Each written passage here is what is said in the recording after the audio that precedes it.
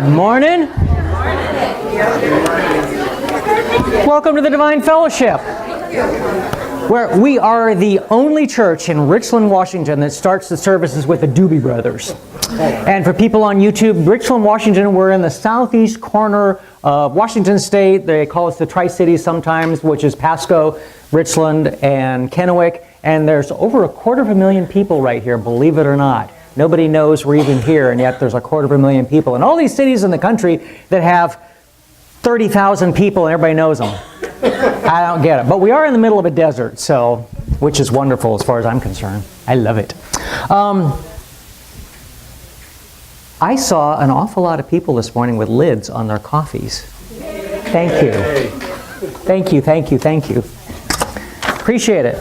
And, okay, who stole May? Memorial Day is next weekend. What? How did that happen? Sheesh. Gosh. All right, Qigong. Every Sunday morning, as long as Mary Ann graciously does that. Thank you very much. Course in Miracles this afternoon. Sandra and William. And speaking of Sandra and William, we have a boatload of eggs in the back. So, lots of eggs in the back. Right, Sandra? I can see her there. Lots of eggs in the back. Lots of eggs. Yeah, lots of eggs. So, people go buy eggs. So. Bring cartons. Yes, that too. That too. Clearing chakras, also with William and Sandra on Monday. For crying out loud, you guys are busy. Thank you for that. Okay, there's nothing going on Tuesday. What's that? Introduction to Qigong and Healing with Mary Ann on Wednesday. Intuitive Tarot with Janice on Thursday. ARE meets on Thursday. And Art and Soul at noon on Saturday. Thank you for everybody. Thank you for everybody. What? 10 to noon. 10 to noon. Yeah, I just saw the noon. So, all right. Don't believe me. Look at the calendar. Sheesh. All right. More t-shirts and sweatshirts you can buy. Although this one is a rock. Saving one cat will not change the world. But for one cat, the world will be changed forever. Aww. Cute. That was cute. T-shirt. I just want to be a stay-at-home cat mom. And then 2 t-shirts, one for dogs, one for cats. I swear this will be the last dog I will ever bring home, and I am very good at swearing. 2 more. 2 more. Golf ball and a whatever. May the course be with you. Okay. Yeah, I know this is going to get me in trouble probably, but yes, I'm a nurse. No, I don't want to look at it. Okay. We do have a couple patron saints by the name of George Carlin and John Lennon. Bless their dear departed souls. John, well, now you're not going to believe this. One of his quotes is, "All you need is love." I've never heard that before. And George, I love and treasure individuals as I meet them. I loathe and despise the groups they identify with and belong to. Actually, that's actually very poignant. Very poignant. So. And seeking a sage and wizened look, the creators of Star Wars modeled Yoda's face after Albert Einstein. Yeah, you knew that, didn't you? So are you just a Star Trek Trekkie person or Star Wars? I did make that wrong. Okay. In our natural life, our ambitions are our own. In the Christian life, we have no aim of our own, and God's aim looks like missing the mark because we are too short-sighted to see what He is aiming at.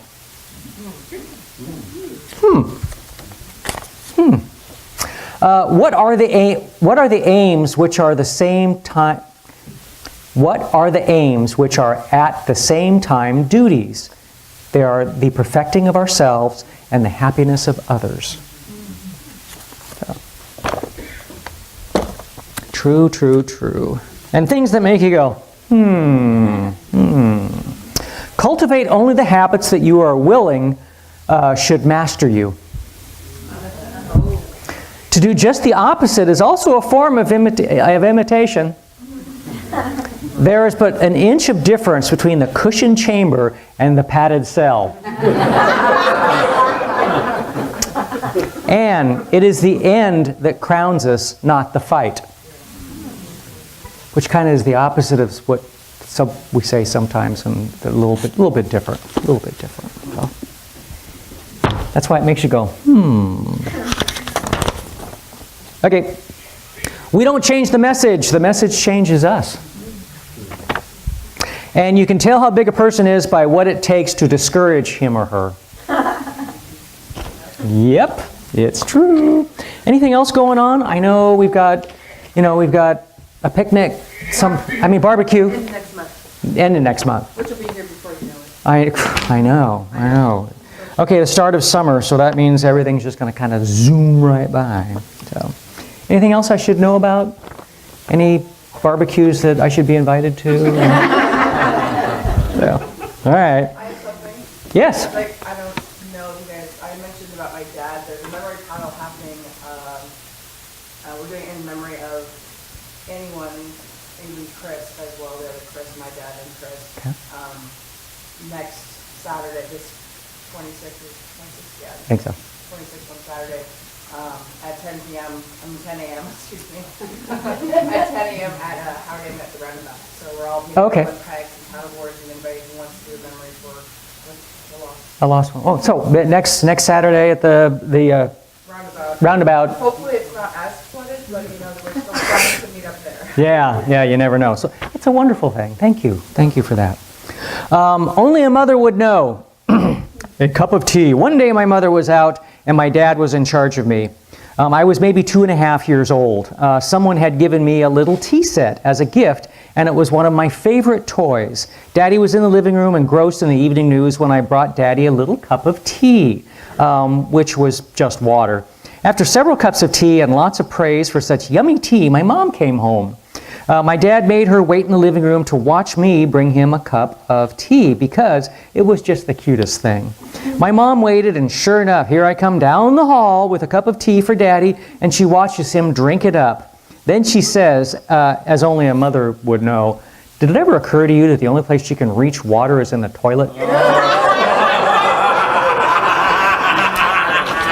Yeah, maybe.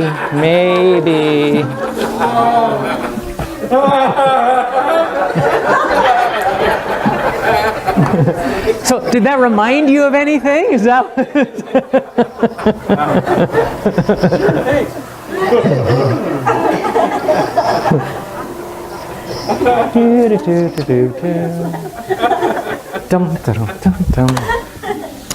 Okay, I have a song all queued up. Oh, I remember. Randy Travis, The Hole. It's just one of those songs that can have a lot of personal. Bill and I were in the back singing the song. You can't dig out of the hole.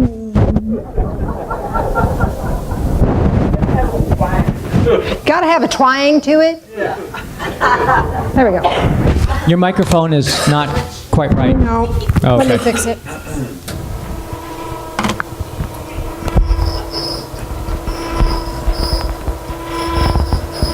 I don't think I fixed it right. Oh well. There. We'll try that. Miss Valerie. Valerie's going to lead us in an opening prayer. So if you would be so kind there. This comes from our prayer book that we put together for you. Like, where do I need to be? I'm not doing that. Close to yours? Right there. Okay. You're fine. Prayer for relief and weariness. God of life, there are days when the burdens we carry chafe our shoulders and wear us down. When the road seems dreary and endless, the skies gray and threatening, when our lives have no music in them and our hearts are lonely, and our souls have lost their courage. Flood the path with light. We beseech you, Turn our eyes to where the skies are full of promise. St. Augustine, AD 604. I don't know if you read that part too or not. Yes. Thank you. Thank you. Thank you. That was the prayer for relief of weariness. We get tired, don't we? Wow, I better not talk about that at all. Be weary and tired. You know, that stuff's catching. It's like a yawn. Have you ever yawned and it goes around? Yeah. Fatigue just gets transmuted. And so it is with joy. Joy can be transmuted as well. I have some stuff going on that I want to share with you real quick before I get into whatever it was that Spirit may move me to say. I've got a class coming up that I get to take in Sedona. Does anyone? Yeah, I know, just going to Sedona. I'll be all day in a workshop. Have you ever heard of the Sedona method? It's an awesome method for release. So my brother and I are going to go down and do an all-week workshop. So I'll have wonderful things to share when I get back. So I wanted to tell you about that. What else did I want to tell you about? There were like 3 or 4 different things, but that's all that's coming to my mind now, so the rest will have to wait. Wanted to talk to you today. That wasn't me. I know, I turned it up because I couldn't hear it. Don't mess with me. The message from God. Wah. Okay. Oh, we could just sit here and laugh. That'd be work for me. You know, I've talked to you before about what ifs, and I think what ifs just really can get us down. And they're a natural phenomenon because we want to prepare, we want to be ready, we want to be able to do what it is we came here to do, all that sort of thing. But the what ifs just suck the life out of us, do they not? You know, it can be anything from, what if I fail? You know, that's a big one. How many businesses have you and I both failed at, Phil? I can't remember. I've lost count. A few. So even if you do fail, so what? I think the big question that's important for us to ask isn't what if, it's more like, so what? Because the what if could go either way. What if I fail? What if you succeed? It's a what if. And if we focus on that side of the what if, that'll carry you. But we tend to go, what if I fail? Well, even failure is beautiful because then you know what doesn't work for you. What's not right for you. Oh, and Phil and I have had some doozies. I can guarantee that. And each one was, we thought this was a really good thing. We thought something we could invest ourselves, invest our money in, blah, blah, blah. Really go for it. And each time it was like, did not financially pan out whatsoever. But we learned a lot about ourselves in the process. Some of the learning was not pleasant. But it was worth it. Because all along we were learning what our hearts really wanted to do. And now we're doing what our hearts really want to do. And it's like, oh yay! Our only regret is we didn't figure it out 20 years earlier. But we did when we did, and now we're doing what we do, and we love it. So why not? Phil loves he does insurance and financial stuff, financial planning, all that stuff, and he loves it. He loves to give people information. And I'm in the spiritual world. I love giving people spiritual information. We were at a wedding yesterday, and somebody was having a really stressful day, so I gave him some information, some energetic information, and they were better. I was like, yes, that just rocks my world. So whether I'm being paid for it or not, I'm doing what my heart loves, and it's wonderful. It's amazing. It carries you through. So the what ifs. What if I fail? What if you do? If you do, you'll learn something. If you don't, glory hallelujah, you've figured it out. How wonderful is that? Then there's the other side of the what if. This is the new one that came to me this week that I don't think we think about this very much. Well, we do think about it in the wrong way, but I don't think we've pondered it through. We ask ourselves, well, what if I never find love? Well, and the converse to that is, well, what if you never do? What if you do? You'll find love. There you go. Well, what if you don't? If what we're what ifing about is defining who we are, we're missing out. Because of the what if I never find love? You're forgetting the love that you are. And the love that you are is self-perpetuating. And if you get to share that with somebody that's a significant other, that's wonderful. And if you don't, look at all the people you get to share it with without the obligation of being responsible to a relationship. Make sense? So what if I never get to France? Well, no, what if I do, But the things that we're what ifing about are making us nuts. Because it's all conjecture coming from limited thinking. When the point is, what is about going to France that you really want? You want the adventure? You can have an adventure going to the grocery store, especially if you go to Walmart. Right? So what is it, the what ifs that are haunting you right now are giving you a clue as to what your heart is searching for. Take that as a clue of to what your heart is searching for. So whatever your what if is, look at it. Look at it really, really carefully and see what the energy of that is. See what message it's giving you. What's your what if? Who's got a what if? What if I quit my job? What if I quit my job? Okay, so we'll look at it both ways. If you quit your job, what if you don't? What happens if you don't? Stay in a dead end. You keep on keeping on, right? Okay. So the what if you're looking at is asking you to look at what makes you happy. What supports you financially and makes you happy. That's what you're looking at. And sometimes it's the environment, the work environment.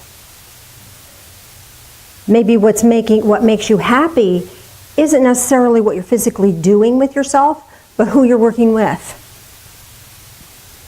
So those are the things that you're being asked to look at. Is what makes you happy? What about that is unfulfilling? Is it the actual task itself? Often we can do really boring, dumb stuff just because it's what we do when we're being fed elsewhere in our world. When our other heart's desires are being met, then the work itself has no deference to us. Does that make sense? So what's the what if telling you about your experience? Are you looking for different kinds of things to occupy your mind? Are you not being challenged enough? Is it the environment you're in? A little bit of both? So that's what you get to look at. And that will help you find something that is suitable for you or will help you in transmuting your work environment so that you're happy, whether you stay or whether you go. Because guess what? You're the key. You can pick yourself up and plant yourself someplace else and be just as miserable unless you're the one that has changed. So the environment isn't the issue. It's what's making you happy, what makes you happy. And invest that into whatever you're doing. That brings worth and meaning and relevance to everything you do. And then whether you move on to something else or you don't, you have this wonderful feeling of worth, right? How cool is that? So this will give you some clues as to what you might want to take a look at and address, and how you have the power to shift that. What's really cool is you don't know how much power you have in a work environment. None of us do. I worked in an office once, and it was, how can I say this kindly? Let's just say there was tension amongst the women employees. So I made it my task, my duty. I'm gonna lighten this up. So first thing I did was I set a really clear boundary for myself, and so when there was starting to be, people would come to me and start backbiting about somebody else, I go, that's not my experience of that person, and I would walk away. So in the story, they stopped coming to me because I wasn't hearing it. So then I would do goofy stuff, like I would draw a happy face on a piece of paper, put it in the copy machine, and walk away. And they'd copy something, and here would be a copy of a happy face. What? Oh, what? So they would be mad, and I would just, oh, how'd that get there? So this, I kind of like took little hints from Phil, my little resident elf. I go around, do something fun. And pretty soon people started shifting because I was a different influence. If I had sucked into that environment, it would have perpetuated itself and it would have been worse. And I couldn't have abided that, and I really needed that job. And there's nothing worse in this world, in my world, than having people yang at each other. That's just not fun. So I had to go into stealth mode and find something different to do, because that was my mission, because I was keeping that job. And it was, so whether they had fun or not was not the problem. They kind of learned what fun was as time went on. But since that time, I know these people have kept in contact with each other even after they've retired, and there's this loving connection that kind of created. What's another what if? What if I tell the truth? Ooh. Okay, so there's lots of layers to that one. Lots of Lots of layers to that one. So the what if you do, what if you don't? If you don't tell the truth, is that going to hurt, harm anyone? If you do tell the truth, is that going to hurt, harm anyone? So whatever this truth is that is yours to carry, that you're carrying, is this an honorable thing to carry, or is this something that is necessary for you to release? The truth shall set you free. The truth is your truth. Whether you have a truth, you know, a secret truth that other people may or may not need to be privy of, what's your truth? Is this a burden you're carrying with this? Is it burdensome to carry this truth? This? No. Okay. It's never a burden. All right. So what if you tell this truth? What would that feel like? You become very unpopular with people who wouldn't agree with your truth. All right. Like when you witness something, or you see something, and you witness it, and no one else is going to back you up on it, but you see it, you've seen it. So here's the thing with that kind of a truth. In my world, you have to do what your truth is telling you to do, but in my world, I don't talk. If nobody's listening, don't talk. If people can't hear it, Yeah, very true. so the point comes back to the burden of it. If it's too much of a burden for you to bear, then speak to a minister, speak to a counselor, speak to somebody who is sworn to secrecy. And share that burden of it. Share the burden of it. And release yourself from the burden of it. Does that make sense? Yeah. That help? Maybe? Ponder on that. Ponder on that. So what's your truth about it? That's the key. What if you do, what if you don't? If you don't and you can live with it, okay. If you do and you can't live with it, then there's your answer.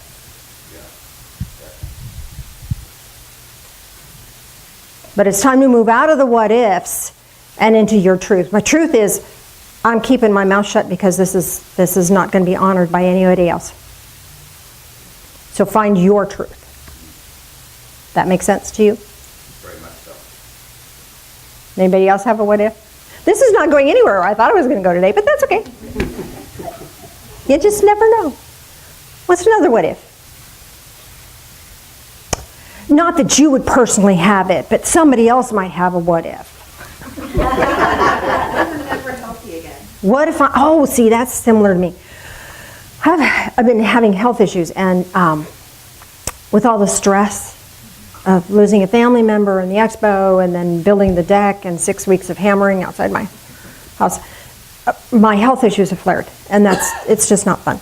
So I've been having the what if about that, and I had to really look at that. So the question is, well, what if I do? What if I get better? And, well, that's a wonderful hope to have. What if I don't? What if I continue to have ill health? What I came to terms with that for me is I'm not guaranteed sterling health. We are embedded in these physical forms that are not invincible. We're finite human beings, and but for today, I can do what I need to do to get through today. And there's some things that we're like, gosh, if I don't know if I can keep doing this, or, the health regimen that I have to do just to be where I'm at, it gets to you after a while. But for today, and if I don't get any better, at least today I'm this good. And I'm going to honor, enjoy, and appreciate today. Because what if I don't get better? I'm going to be okay with that. If I do get better, that'd be lovely. But wherever I'm at, I am in love with where I'm at. And that empowers me. And then the what ifs kind of just dissipate. Does that make sense?